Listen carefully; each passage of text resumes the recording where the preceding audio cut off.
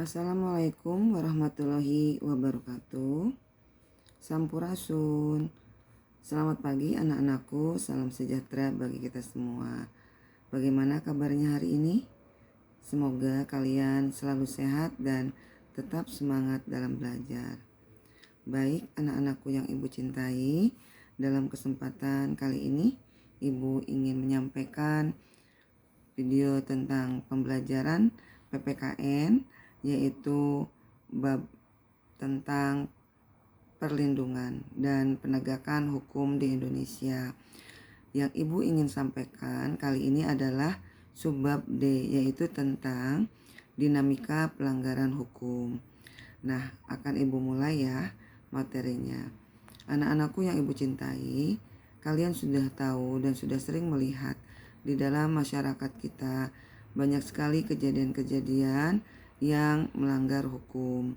Apakah melanggar hukum yang sifatnya pelanggaran lalu lintas atau pelanggaran di dalam sekolah ataupun di masyarakat, bangsa dan negara. Nah, kita akan coba ulas dulu. Yang pertama, kita akan simak sama-sama ya, bahwa dinamika pelanggaran hukum ini sangat bervariasi.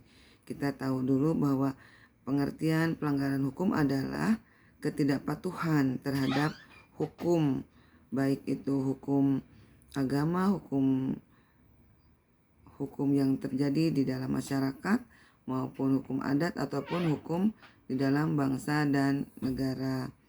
Nah, ketidakpatuhan ini tentu saja disebabkan oleh antara lain dari pelanggaran pelaku sendiri itu yang menganggap itu sudah menjadi kebiasaan, sehingga dia terus selalu melakukan pelanggaran-pelanggaran hukum atau tidak patuh terhadap hukum. Nah, yang kedua, karena hukum yang berlaku itu mungkin sudah menjadi hukum yang tidak sesuai dalam kehidupan. Nah, itulah dua hal, salah satunya yang menjadi penyebab kenapa orang banyak yang tidak patuh terhadap hukum. Baik, yang selanjutnya adalah kita akan lihat contoh-contoh pelanggaran hukum.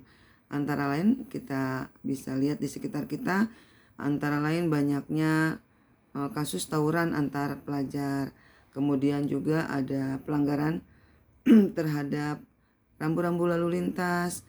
Kemudian juga ada demonstrasi yang sudah anarkis. Kemudian ada pemalakan, ada pencurian, bahkan sampai kepada pembunuhan. Itu barangkali contoh-contoh di sekitar kita yang terjadi, di mana menjadi contoh pelanggaran hukum. Kemudian kita lihat bahwa dalam suatu kasus pelanggaran hukum pasti akan dikenakan sanksi. Nah, kita harus tahu macam-macam sanksi apa saja apabila seseorang melanggar hukum. Kita ketahui bahwa sifat sanksi itu adalah tegas dan nyata. Artinya betul-betul dirasakan oleh pelanggar itu sendiri. Yang pertama, tegas itu mencakup hukuman pokok dan juga hukuman tambahan. Kemudian kalau nyata, adanya aturan yang secara material sudah ditetapkan kadar hukumannya berdasarkan perbuatan yang dilanggar. Nah,